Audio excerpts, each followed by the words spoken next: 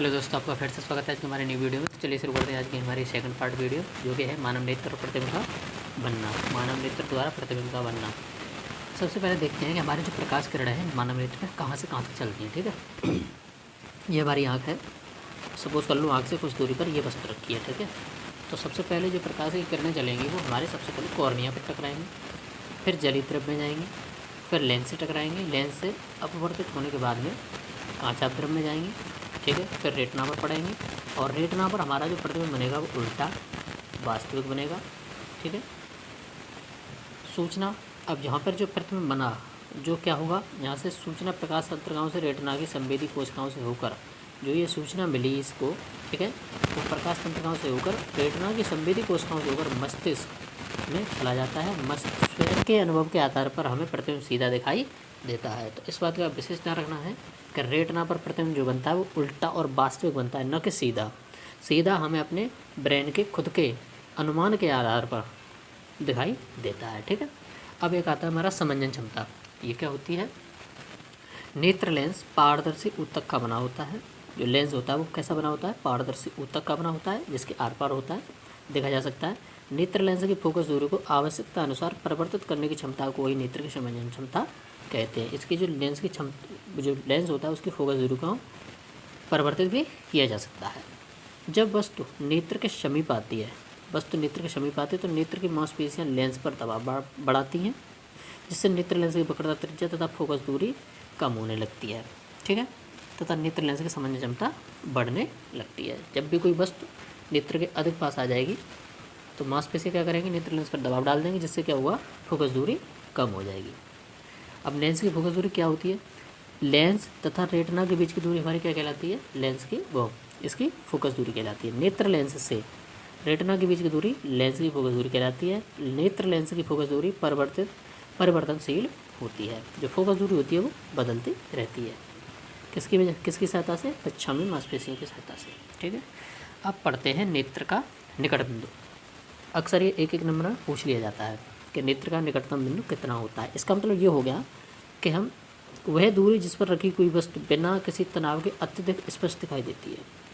जैसे अगर हमारी वस्तु 25 सेंटीमीटर दूरी पर रखी है तो हमें स्पष्ट दिखाई देगी, अगर हमारी आंखों में कोई दोष ना हो तो। अगर 25 से थोड़ा सा लेके आएंगे या पास में लेके आएंगे या उससे थोड़ा दूर लेके जाएंगे तो हमें थोड़ा सा तनाव झेलना पड़ सकता है। जैसे 25 सेंटीमीटर से थोड़ा पास लेके आओ तो हमें ऐसा लगेगा यार स्ट्रेस सा हो रहा है या तनाव सा हो रहा है। ठीक है, तो वही होती है नेत्र लेंस की निकट बिंदु होता है हमारा 25 सेंटीमीटर, जहाँ पर वस्तु हमें स्पष्ट दिखाई देती है। नेत्र का दूरबिंदु क्या है?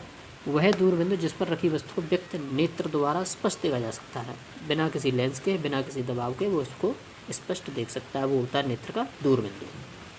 तो जाहिर सी बात है 25 सेंटीमीटर से ज़्यादा होगा ही, उस नेत्र का दूरबिंदु कहते हैं। सामान्य नेत्र 25 से अनंत तक की दूर रखी सभी वस्तुओं को कैसा देख सकता है? स्पष्ट देख सकता है। ठीक है, अब हम देखते हैं दृष्टि दोष तथा उनका संशोधन। कभी कभी व्यक्ति वस्तुओं को आराम से सुस्पष्ट नहीं देख पाता। ठीक है, ऐसा नेत्र की समंजन क्षमता खो जाने पर होता है। नेत्र के अपवर्तन दोषों के कारण दृष्टि धुंधली हो जाती है, इसे आँख का दृष्टि दोष कहते हैं। क्या हो जाएगा? नेत्र का अपवर्तन दोषों के कारण। और दूसरी चीज़ क्या हो जाएगी? उसकी समझन क्षमता खो जाने पर ऐसा होगा। अब नेत्र में कौन कौन से दोष हो सकते हैं? एक होता है हमारा निकट दृष्टि दोष, जिसमें क्या होगा? निकट का मतलब इसमें ऐसे याद रखोगे, अगर कोई दोष है तो उसी प्रकार को उसको दिखाई देगा। अगर निकट दृष्टि दोष है तो उसको पास का दिखाई देगा, दूर का नहीं दिखाई देगा। अगर दूर दृष्टि दोष है तो उसे दूर का दिखाई देगा, पास का दिखाई नहीं देगा। ठीक है, अब आ जाते हैं जरा दूरदृष्टिता। अविमुक्तता होता है एक वर्णनांतता, ठीक है, अथवा वर्णाधार दृष्टि दोष या मोतिया बिंद। इनके बारे में थोड़ा पढ़ लेते हैं। पहला दे रखा है हमारा जरा दूरदृष्टिता। ठीक है, जैसे जैसे व्यक्ति, अब इसको याद करना पड़ेगा आपको कि जो जरा दूरदृष्टिता जो होती है, जो आय में जब वृद्धि हो जाती है बंदे की, तब वह दोष हो जाता है।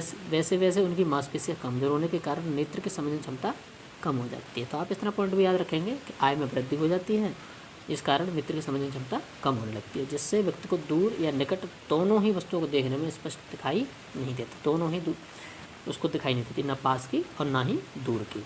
तो ऐसे में क्या करना पड़ेगा बंदे को? उसको 2 लेंस वाला एक चश्मा बनवाना पड़ेगा, जिसमें ऊपर अवतल लेंस लगा होगा, नीचे उत्तल लेंस, जिसे हम बोलते हैं द्विफोकस लेंस। ठीक है। कारण क्या हो सकता है इसका? नेत्र लेंस के लचीलेपन में कमी आ जाना, पश्चिमी मांसपेशियों की शक्ति में कमी। अगला दे रखा है हमारा जरा दूरदृष्टता। अब अगला दे रखा है हमारा अबिंदुकता। ठीक है।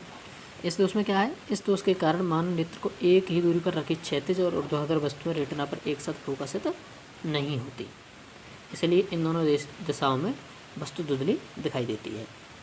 ठीक है। कारण क्या है? यह दोष कॉर्निया के पूर्ण रूप गोल न होने के कारण होता है। कौन सी? कॉर्निया के। अब इसका निवारण कैसे किया जा सकता है? इस रोग के निवारण के लिए उचित फोकस दूरी तथा वक्रता त्रिज्या का बेलनाकार लेंस प्रयोग करेंगे। तो आपको ये याद रखना है कि अबिंदुकता में हम बेलनाकार लेंस का प्रयोग करते हैं और जरा दूरदृष्टता में द्विफोकस लेंस वाला लेंस यूज करते हैं। और ये कब होता है? जब आय में वृद्धि हो जाती है और समझने क्षमता हमारी चली जाती है। तो 2-3 पॉइंट याद रखेंगे, ज़्यादा याद रखने की कोई ज़्यादा आवश्यकता नहीं है। अब देखते हैं वर्णांधता। वर्णांधता क्या है? मनुष्य के नेत्र कुछ निश्चित रंगों के प्रति संवेदित होते हैं। इस दोष के व्यक्ति ठीक प्रकार से देख तो सकते हैं, परंतु कुछ निश्चित रंगों में अंतर नहीं कर पाते। ठीक है। तो वर्णांधता में ये होगा कि वो कुछ रंग ऐसे होंगे जिनको सही तरह से वो सुस्पष्ट दिखाई नहीं देगा उसको। ठीक है। और इसका कोई निवारण नहीं होता। ठीक है। वर्णांधता का कारण क्या हो सकता है? यह दोष मनुष्य की आंखों में शंक्वाकार कोशिकाओं की कमी के कारण होता है। ठीक है।